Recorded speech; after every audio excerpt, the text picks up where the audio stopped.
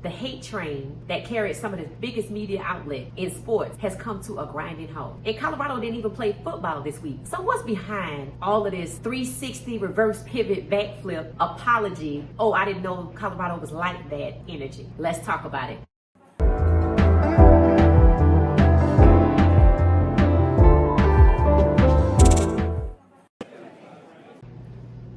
Welcome back to What She Said. Now, I know I'm not the only person to notice that the big names, the big outlets carrying hate for Coach Prime, hell, since last year, since he touched down in Colorado, have all of a sudden been doing somersaults and backflips and apologizing, saying that they misspoke, reversing their position, and Coach Prime is going to be Coach of the Year if he wins the Big 12. Now, the last point I can agree with. But I'm sorry, where's all this coming from? Because when you don't play football on your bye week and people hate on you after your best game, what happened in that bye week? There must have been some calls made and some folks got some chewing out, or the record was set straight. Either way, the hate train for Colorado has come to a grinding halt. And Richard Sherman is probably one of the people who sits at the top of this reverse my position list. Richard Sherman dropped a comment, a statement that says, if you're going to give the Heisman Trophy to the best player in college football, they're gonna have a hard time not giving it to Travis Hunter. Now, just a week and a half ago, Richard Sherman referred to Travis as a bland player on offense as a wide receiver.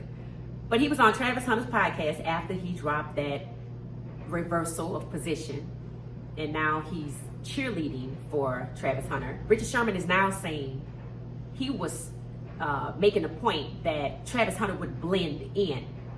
And I'm thinking bland means you don't have any sauce. You know, it is what it is. It's nothing special, no secret sauce. Blend is you just like everybody else. And I said, Richard Sherman, you're still incorrect. You're still trying to downplay the brother Travis Hunter, the young man. Travis Hunter has not blended in on a football field since he started playing football in Georgia. And people are looking at Travis Hunter right now and thinking that's who's going to line up against them in the NFL. Travis is not even the same player he was last year in Colorado. He's not the same player he was at Jackson State. He was just as remarkable, and he has elevated with each new program, each new year. So nobody ever said Travis Hunter would play all the snaps on both sides of the ball. So for the people that got their britches in a bunch, that's no one ever said that. What people have said is he's an exceptional talent, and that's facts. Constance Schwartz, who's Coach Prime business partner, also executive producer of Amazon Prime with Coach Prime, seasons at Jackson State as well as Colorado. I believe his book, as well as Evolution of a Black Quarterback. There was a premiere recently, and the pregame show, Uncle Neely, was interviewing people and asking them what they thought about Travis. He asked Michael Vick, and then I saw him talking to Miss Constance Schwartz Milner. I do believe that's her name. And she said, oh, he's like an alien. And I knew exactly what otherworldly, exceptional, outside the bounds of anything we've ever seen. He's like an unidentified flying object, a UFO flying through the air. Like Travis really ran another player's route and picked him off. We don't see that all the time. We might start seeing it now, and they should call it the Travis Hunter. That's what they should call the play, the Travis Hunter or the trap. Maybe just call it the trap, because that's what it looked like. Like Travis was laying in wait to get that ball, and he got it. And then the pretzel twist, that's another play that they could call it, is when Travis was playing wide receiver, and he was in the end zone for a touchdown, and he twisted his body in a pretzel to maintain the perfect position on the ground so he doesn't go out of bounds, and caught the ball underneath the receiver's torso. There's nothing bland or blended in about that. So we're gonna move on from Richard Sherman. It was nice to see Richard Sherman on Travis's podcast, and it was funny how Travis started out. So what you said about me? What you said about me? I'm like, that's right, Trav. That's right. Don't back off from no type of confrontation. If somebody says something about you and end up on your podcast, believe me, they try to boost their own image. So it was nice to see them on the podcast talking. And Richard Sherman is, highly knowledgeable about the game, but Mr. Richard Sherman needs to take better care of his words, because whether it's blend or bland, they both are incorrect when it comes to Travis. And they just need to admit that and move on and let the young man develop and hopefully be an asset to his game and not a liability. So of all the people to start backtracking, it's happening where Travis and the Colorado program is concerned. But I haven't really seen it change towards Shedeur now. I don't hear the vocal negativity and derogatory statements about Shedeur right now. But what I noticed about Shedeur this week in the bye week, today, as they were coming from practice, Shedeur was very jolly. That's the term I would use. And he was teasing his little brother, Travis Hunter, in the hallway at Colorado. And he could be heard saying, yeah, we only got 7 games left to play, then we're out. But I noticed how happy he was. And then I say, oh, I know why he's so happy. Because CBS dropped that new poll, that mock draft, showing that Shedeur Sanders has dropped to number 10 in the draft. So number 1 now, QB1 off the board, is Jalen Milroe to the Cleveland Browns, no doubt to replace Deshaun Watson in some capacity. And number 10 is Shedeur Sanders. Now notice you didn't hear anybody run to the internet. Shedeur Sanders is no longer the first pick of the draft. He fell all the way down to number 10. Well, guess what team he's going to? The Vegas Raiders. That's why he's so happy. And it seems that's what Shedeur wants. So as a fan, I'm pretty sure other Buck fans feel the same way. Hell, that's what we want to. That's really what we want. But I still make the case, and it's true, that if one team who's getting Shedeur can get Travis as well. And that's can you imagine Shedeur and Travis playing on Sundays for the Vegas Raiders? Like, I would love to see it. But right now, Travis Hunter is still expected to go number 1 in the draft, and it seems like Jacksonville could be that place. So I'm sure Travis will do well there, and I'm sure I will also be a fan of the Jaguars. I'm an Insta fan where most of these guys are going. Travis Hunter, in the bye week, didn't play 1 game, is now the number 1 Heisman draft pick. And I'm like, well, what changed after the UCF game when they didn't even want to give him his props for the Heisman? They were actually trying to shun Travis and Shedeur, which really means they were trying to shun Coach Prime, because it's a lot of people that don't want Coach Prime to be Coach of the Year. And I'm glad Stephen A. put it out there that Coach Prime wins the Big 12, he could be Coach of the Year, and that gives people something else to chew on, because that means they're not stopping nothing. They're not stopping nothing. Even if Shedeur goes number 10 to the Vegas Raiders, that's exactly what he wanted to happen, so that's a win-win. Travis Hunter going number 1 overall to the Jaguars, going number 1 is a win-win. It means that Coach Prime has coached up 2 Heisman candidates as well as 2 first-round draft picks. You know what that does for recruiting, for the program, and what it does to the haters? The further we get away from Coach Prime's 4-8 season at Colorado, the more the truth will be discussed that when Colorado went 3-0, they look more like the team they are right now, which means it wasn't a fluke. In the remaining games from Oregon on, when they ended the season 4-8, where Shedeur was sacked 52 times, 5-2. And Shedeur, the reason why he's highly touted is because he was sacked 52 times and only threw 3 interceptions. Now, that speaks to your accuracy, your resilience, and this year you're winning games. So what happened last year? Well, it was discussed last year, but I'm going to just sum it up for you.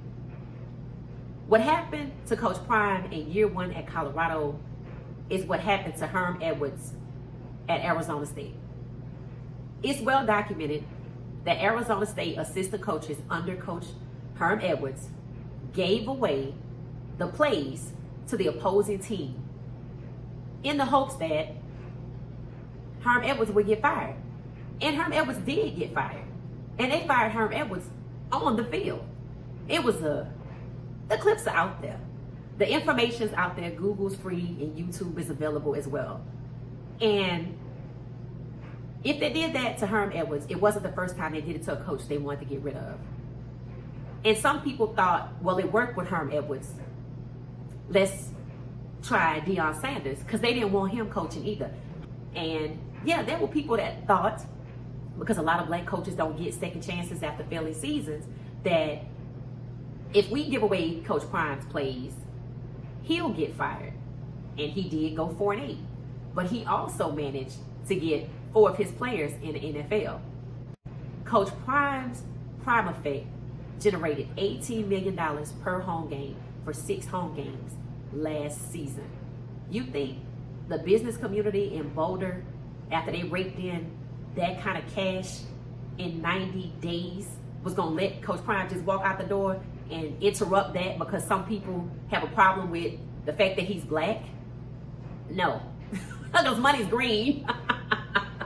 So Coach Prime is not going anywhere because people are still going to Boulder.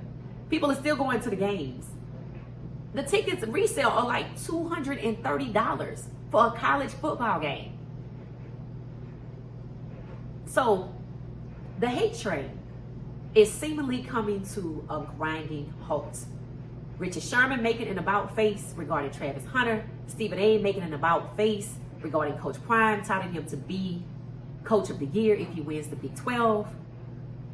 On 3, Paul Finebaum apologizing. They didn't know Colorado was like that. Shannon Sharp suddenly has Coach Prime on his Unc and Ocho segment. Now it's Unc, Ocho, and Coach Prime. And there's one more person that needs to do an about face and issue an apology. Y'all know who that is. Now, he's not on anybody else's platform. I believe he's independent. And y'all know who I'm talking about. That's Mr. Cam Newton. Cam Newton has one hell of a sense of audacity in using his platform to trash Shedeur regarding his career, right? Said that he never played anybody, he doesn't have any memorable games.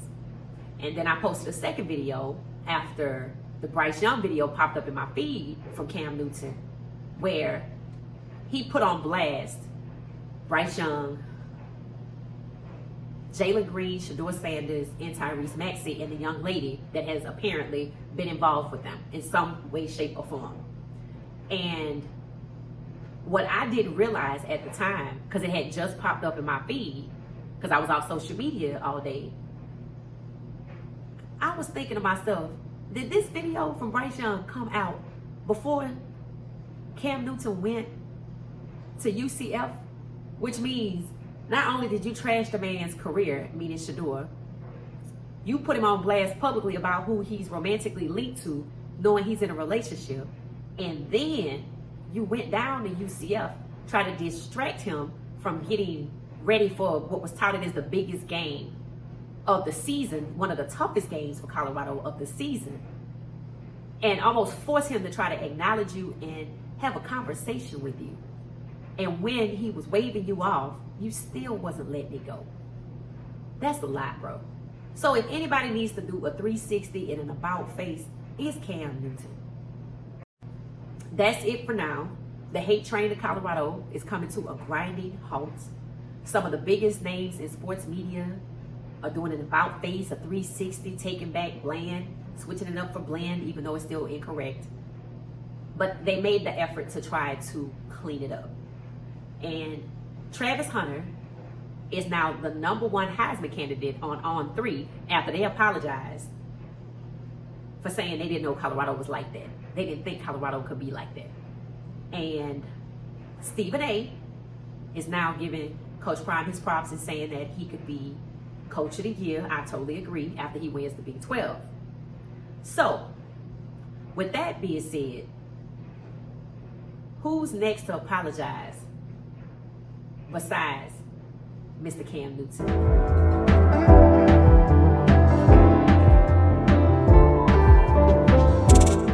As always, thanks for watching. If you are a new subscriber, thank you so much. Please hit the like button. If you are a returning subscriber, please hit the like button. And if you love the video, please share it. Someone else may love it as well. Now, I have to travel this week, and I'm looking for good music to listen to or a fantastic book to read. So what's in your playlist? If it's a book, please drop the author in the comments, or if it's music, please drop the artist.